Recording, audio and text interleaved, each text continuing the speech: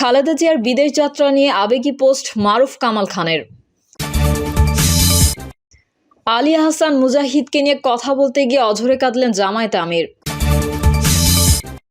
শ্বশুর বাড়ি গিয়ে আরাম করছিল আসামি, গ্রেফতার করল পুলিশ। জমি নিয়ে বিরোধ, দিনে দুপুরে বসতবাড়ি গুড়িয়ে দিয়েছে সন্ত্রাসীরা। এবং সর্বশেষ জানাবো শেখ হাসিনার পাসপোর্ট বাতিল। এতক্ষণ শুনছিলেন সংবাদ শিরোনাম, এবারে বিস্তারিত। তবে তার আগে অনুরোধ থাকবে আমাদের চ্যানেলটি সাবস্ক্রাইব করে বেল আইকনটি ক্লিক করুন। খালেদা জিয়ার বিদেশ যাত্রা নিয়ে আবেগী পোস্ট মারুফ কামাল খানের। উন্নত চিকিৎসার জন্য লন্ডন যাচ্ছেন বিএনপি চেয়ারপারসন বেগম খালেদা জিয়া। মঙ্গলবার রাত 10টায় এয়ার অ্যাম্বুলেন্সে করে লন্ডনের উদ্দেশ্যে রওনা হন। তার বিদেশ যাত্রা নিয়ে সোশ্যাল মিডিয়ায় আবেগঘন একটি পোস্ট দিয়েছেন বিএনপির চেয়ারপারসনের সাবেক প্রেস সচিব মারুফ কামাল খান। তবু যেতে দিতে হয় শিরোনামে লেখা তার স্ট্যাটাসটি পাঠকের জন্য হুবহু তুলে ধরা হলো। অনেকবারই এই জীবনে বিদেশ সফরে আপনার সফরসঙ্গী হওয়ার দুর্লভ সুযোগ আমি পেয়েছি। আবার কখনো আপনাকে বিদেশ ভ্রমণ শেষে দেশে ফেরার সময়ে স্বাগত জানিয়েছি। আপনাকে বিদেশ যাত্রায় কতবার বিদায়ত জানিয়েছি, কিন্তু এবারকার মতো পরিস্থিতি ও অনুভূতি কখনো হয়নি আমার। আমি আজ হৃদয় মথিত আবেগ নিয়ে বেদনা ভরা চিত্তে আপনাকে জানাচ্ছি বিদায় সম্ভাষণ। আপনি জানেন, দোয়া ছাড়া আমার তো আর কিছুই করার নেই এখন। আমি পরম প্রভুর দরবারে অবনত মস্তকে কায়মন বাক্যে প্রার্থনা করি আপনি যেন সুস্থতা ও সক্ষমতা নিয়ে আবারও ফিরে আসেন আপনার প্রিয় স্বদেশে, যে দেশকে আপনি আপনার একমাত্র ঠিকানা বলে জানেন। প্রতিটি ক্রান্তিকালে আপনি উচ্চারণ করেছেন অমোঘ বাণী, বাংলাদেশের বাইরে আর কোথাও আমার কোনো ঠিকানা নেই। সেই ঠিকানায় আপনি যেন ফিরে আসেন আপনার সুপ্রিয় দেশবাসীর মধ্যে, যেই দেশবাসীকে আপনি আপনার বর্ধিত পরিবার বলে ঘোষণা করেছেন। এক জীবনে একজন মানুষ যা করতে পারে, আপনি তার চেয়ে অনেক বেশি কিছু করেছেন।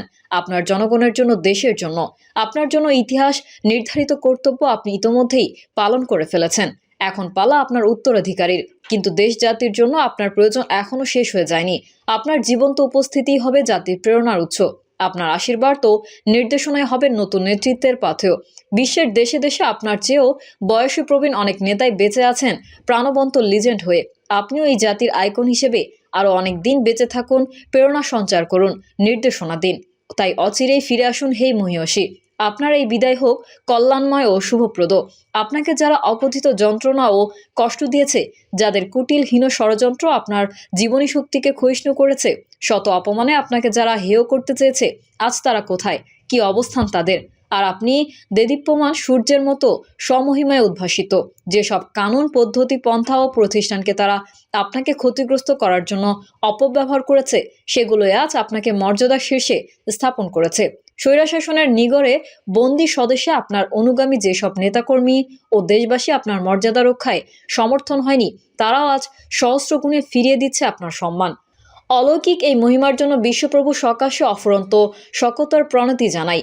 ক্ষুদ্র একজন মানুষ হিসেবে আপনার কাছে আমার নিজের কৃতজ্ঞতার ঋণও তো অশেষ।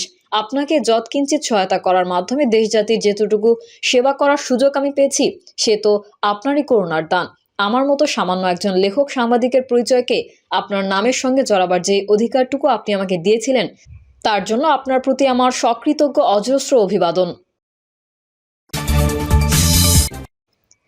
আলী আহসান মুজাহিদকে নিয়ে কথা বলতে গিয়ে অঝরে কাঁদলেন জামায়াতের আমির। সাবেক সমাজ কল্যাণ মন্ত্রী ও বাংলাদেশ জামায়াত ইসলামের সাবেক সেক্রেটারি জেনারেল আলী আহসান মোহাম্মদ মুজাহিদকে নিয়ে স্মৃতিচারণ করতে গিয়ে অঝরে কেঁদেছেন দলটির বর্তমান আমির ডক্টর শফিকুর রহমান। সম্প্রতি ইসলামী নেতৃত্বের স্বরূপ বইয়ের মোড়ক উন্মোচন অনুষ্ঠানে প্রধান অতিথির বক্তব্য দিতে গিয়ে আবেগ আপ্লুত হয়ে পড়েন জামায়াতের আমির। শ্বশুর বাড়ি গিয়ে আরাম করছিল আসামি, গ্রেফতার করল পুলিশ। গাজীপুরের কালীগঞ্জে হত্যা, মাদক, অস্ত্র, চাঁদাবাজি, ছিনতাই, মাদকসহ 10 মামলার আসামি শাকিল মোল্লাকে গ্রেফতার করেছে পুলিশ।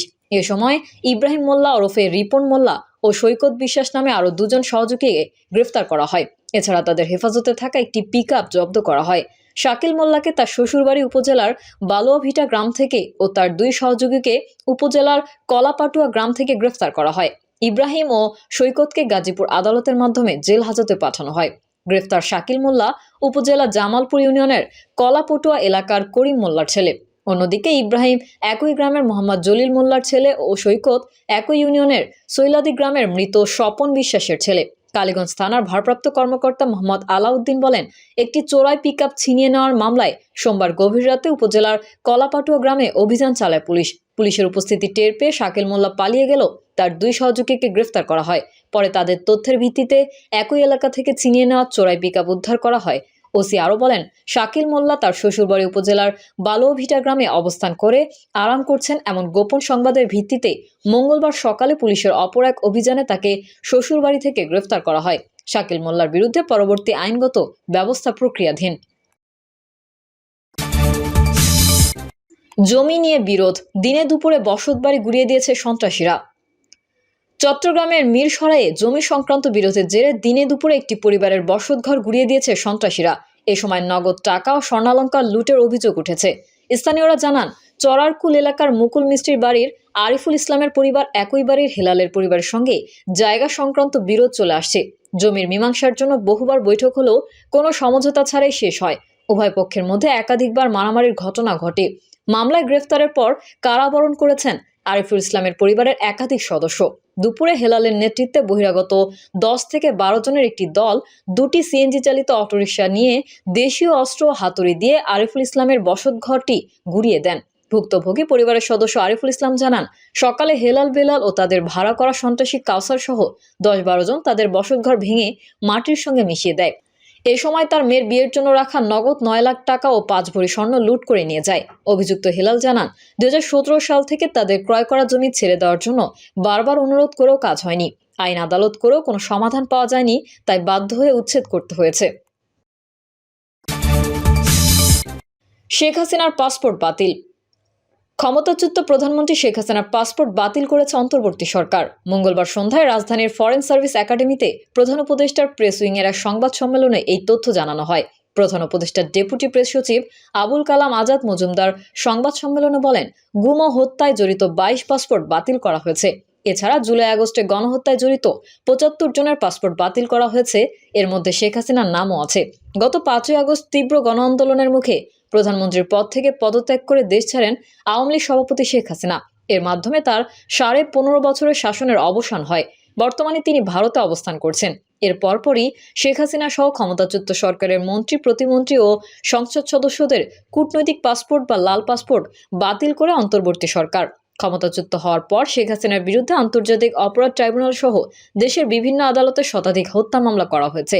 এরই মধ্যে তার বিরুদ্ধে গ্রেফতারি পরোয়ানা জারি করেছে আন্তর্জাতিক অপরাধ ট্রাইব্যুনাল।